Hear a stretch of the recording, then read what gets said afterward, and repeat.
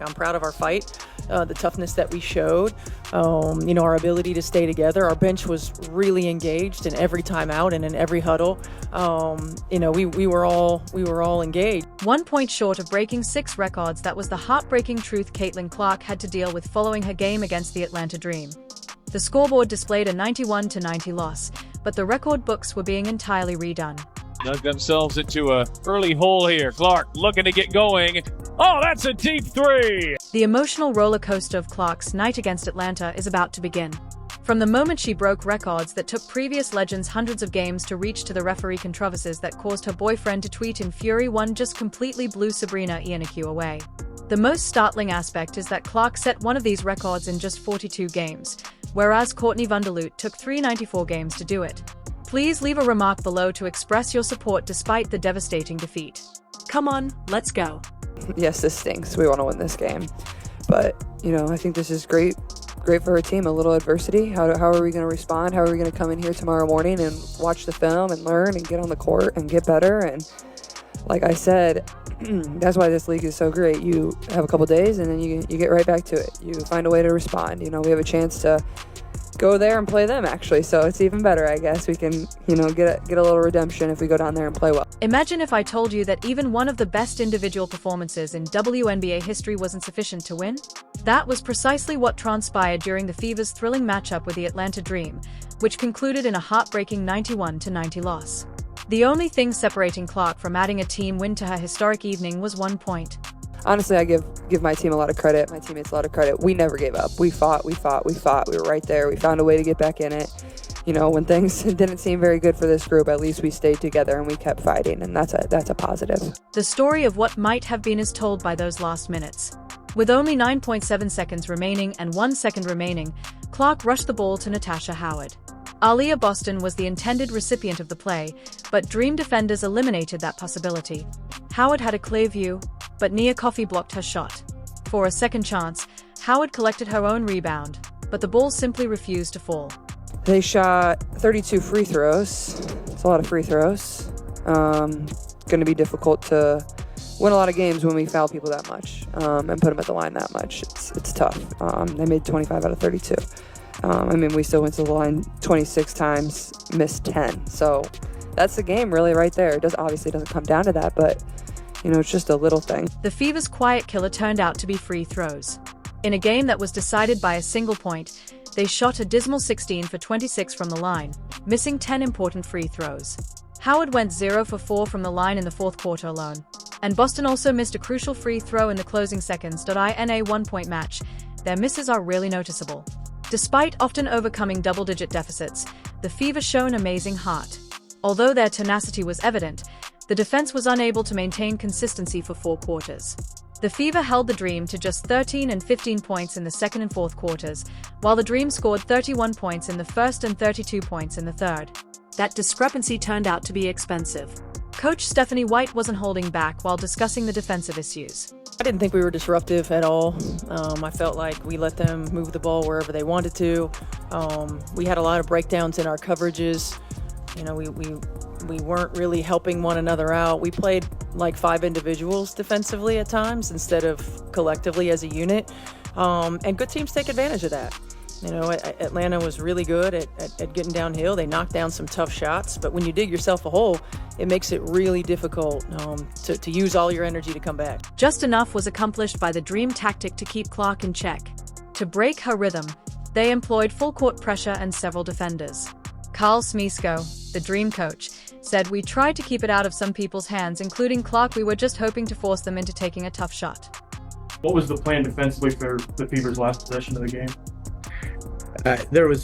We just put a lineup up there that we thought could match up. We were gonna, if we needed to, we'd switch if we got hung up on anything. We tried to keep it out of some people's hands, and we were just hoping to take a tough shot. And they probably got a shot that they felt good about, but we played really good defense on the shot. We, didn't foul and made it tough.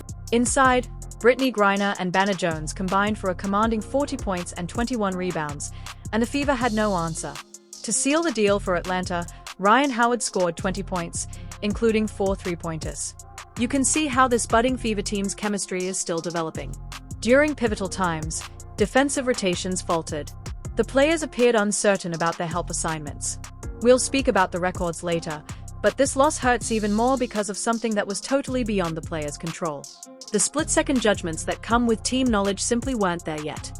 Everyone was furious at the officiating, including Clark's own boyfriend and the supporters.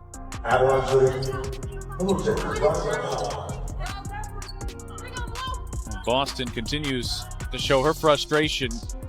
It really started a couple. Imagine giving it your all and smashing records one after another, only to miss important calls that would have altered the outcome of the game. That's precisely what transpired in this heartbreaking matchup with Atlanta. And Clark's face was etched with frustration. Let that sink in. Coach Stephanie White had to burn both of her challenges in the first half alone due to the dubious officiating. Before halftime, both challenges were over on what White referred to as point-blank missed calls. A straightforward out-of-bounds play that should have been a simple call for the referees resulted in the wasting of one challenge. How disruptive were that first half, the choppy waters, the stoppages like Caitlin was talking about, and you guys never really were able to get in the pace like you've been talking about? Yeah, I mean, it's tough. It's every coach's frustration when you have to use challenges on out-of-bounds plays. I mean, it is what it is. But for teams to win 3 challenges in the first half, I don't know that I've ever seen that either. As the game continued, Clark was unable to conceal her irritation. The whistle remained quiet even though every drive to the basket appeared to include contact.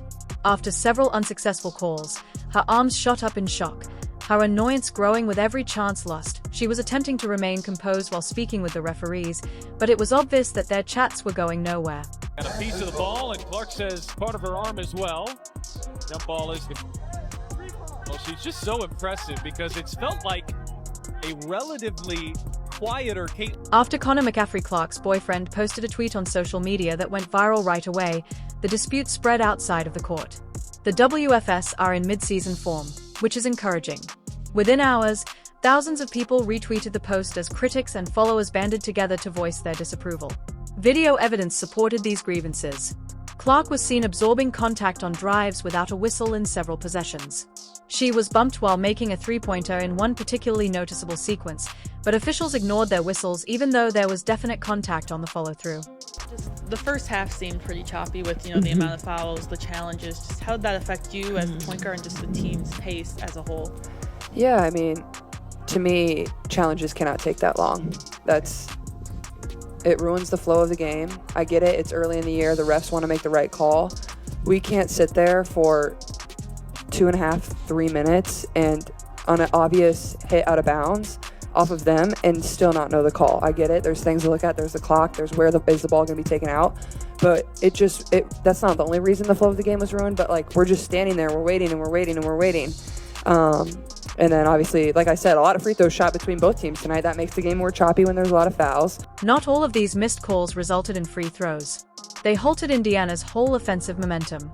The Fever were unable to establish any steady rhythm as the game became jerky and disconnected. After the game, Clark addressed this openly, pointing out that the squad had a hard time getting into rhythm with so many dubious decisions. The officiating was on full display tonight. It was terrible. One analyst said another merely called the referees laughable and not in a good way. The WNBA's response to these issues is now in doubt as Clark keeps drawing previously unheard of attention to the league. With this many contentious calls, a 1-point loss merits examination. However, despite all of this disappointment, there was a fantastic upside. An unforgettable performance that changed the record books in unexpected ways. When Coach White is put in a position to have to use both her challenges in the first half on calls that were pretty point blank, and then we're left with none there in the second half, which, you can pick and choose. Maybe you save them, maybe you don't, but still, every single possession matters. But like I said, it doesn't come down to that. No matter what, if it's a choppy game, we got to find a way to find our flow a little bit better, especially to start the game and start the second half, for sure. The record books were being entirely redone in front of us as the scoreboard displayed loss. Not only did Caitlin Clark break one record in one night, but she also broke 6 others and added 2 more accomplishments to her portfolio. This was more than simply a fun game. She is in a class by herself because of this remarkable performance. Another second chance opportunity. Clark fire away and knocks down a 3. That is just that signature Caitlin Clark shot. She will launch. Oh, yes! Let's begin with an idea that will astound you. With 10 of these efforts, Clark ties Courtney Vanderloot for the most 20-point, 10-assist games in WNBA history. The difference was that Clark set a league record in just 42 games. For Vanderloot to hit that same milestone, 394 games were required. It's not a typo. Clark's 394 games against 42 in a single season is equivalent to other legends' whole careers. There's that drag screen. Bounce it for Boston. Boston lays it in. It's a 2-point game. They haven't had much of that tonight. In just 42 games, she became the WNBA's fastest player to reach 350 career assists. Ticha Penrose, the previous record holder, needed 47 games in 1999 before Clark smashed his rookie assist mark last season. The fact that it took legends like Sue Bird and Teresa Weatherspoon 56 games each to reach that milestone makes it even more amazing.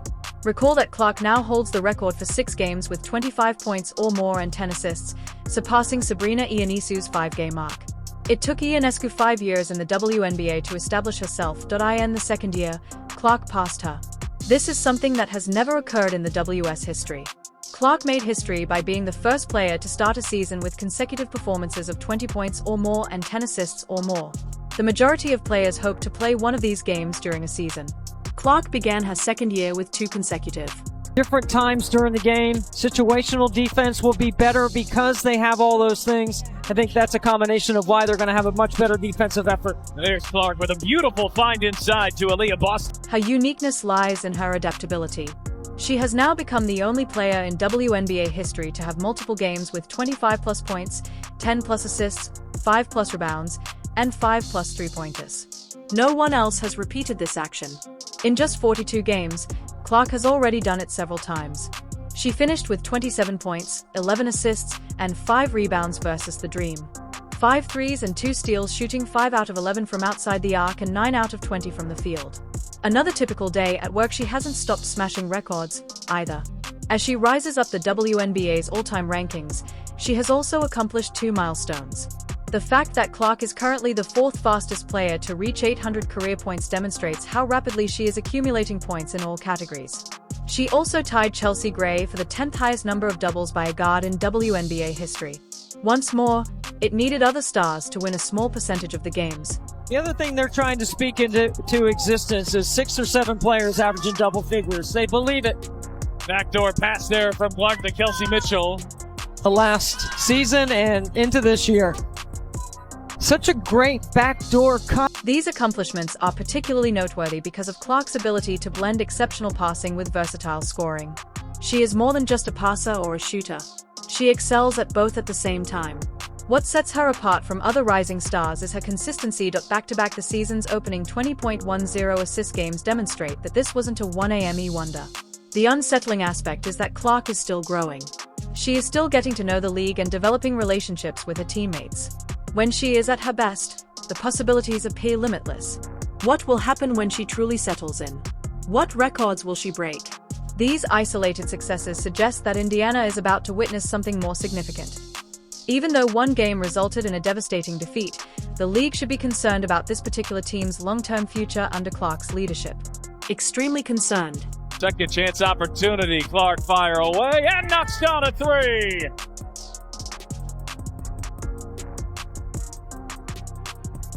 And then right here. Boy, you've grown to love watching. It is impossible to overlook what is happening in Indiana, even after the heartache of a 1-point defeat. A dynasty in the making, this heartbreaking loss to Atlanta truly demonstrated the Fever team's potential. Imagine what your squad will do when everything clicks and they smash several records in a loss. The disparity is remarkable. Clark's momentous evening combined with problems that are entirely resolvable defensive rotations and free throws execution of the game late. These are not issues with talent. These are chemical issues that get better over time. But like I said, it was just flat. We missed free throws. We missed layups. We didn't really execute. They were physical. And I think that was kind of why it didn't feel as smooth as we would have liked there. Examine the already established core. Aaliyah Boston defeated Atlanta with an incredible double-double of 24 points and 10 rebounds. She put up a fantastic fight against the Dream's bigs, which Coach White commended. Kelsey Mitchell contributed 24 points of her own and demonstrated the kind of leadership this young group requires.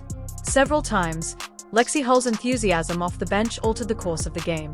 I thought AB was outstanding. She battled, for what, 36, almost 37 minutes. And BG and Bree Jones are two of the best bigs in our league. I thought she did an outstanding job, and we got to learn and grow from it. Add the veterans who are still figuring out where they fit in now. Howard, Natasha Borna, Dana Brianna Turner, and Sydney Coulson due to an injury. Sophie Cunningham hasn't even played yet. This group is currently finding things out. Coach White was compelled to commend her team's perseverance, saying, "I'm proud of our fight and our resilience. We remained together and engaged. They've fallen behind in games and stayed together, which says a lot about their spirit. They can recover from double-digit deficits." Kelsey and AB and Caitlin have played together, so they have this synergy, and really with DB and with Tosh, like how we bring them into the fold, so to speak. And that's a challenge that we're looking into. We're trying to figure out. Shorter stints because it was an up and down game, right? And I felt like Kels, Caitlin, and Lexi were giving us really good stuff, on both ends of the floor. And it's tough when you feel like you're starting to get some momentum to sub. I probably should have subbed a little bit more in that second half, but like the group that was out there. The previous season's statistical gains are striking. The Fever are already displaying greater three-point shooting, bigger scoring totals, and better assist percentages. Despite the development of Harmony, their offensive rating has increased dramatically. Ironically, this defeat may hasten their development more than a simple victory. Clark acknowledged that this game offers us a chance to learn and that the group is fostering communication and relationships. Stronger ties are formed by these difficult lessons than by cozy successes. This club is extremely dangerous moving forward because of Clark's exceptional talent and their combined hunger following such a painful loss. The rest of the WNBA should be afraid of what lies ahead once the issues that can be remedied are resolved. The future is not entirely promising. Fever is the future. It's a part of, being a professional athlete. It comes with the territory. Some nights is good and some nights is bad. Do I want us to make them? Yeah. Do they want to make them? Yeah. But I think that that's a part of the game. We can't, hang our hats on those missed free throws. However, as a professional athlete, it's important and imperative that we do have them. So we know the importance of it. This matchup with Atlanta gave us a clear indication of the future of the Fever. Clark shattered 6 records in one night. We still need to figure out how to have all 5 guys on the floor on the same page on both ends of the floor, even though Boston and Mitchell are becoming the stars they were meant to be. Coach White is aware of this. That is the reason this team is so intriguing. There is already talent. There will be chemistry. The defensive maneuvers will become more precise. The free throws are going to land. What occurs when a case of champion fever strikes? One that gets stronger every time Clark breaks a record and this youthful group gains knowledge from one another. The best part is that it's just getting started. Despite the devastating loss, leave a supportive comment below for the Fever. Like, subscribe, and enable all alerts to ensure you don't miss anything. We'll see you in the next video. Click the video on the screen.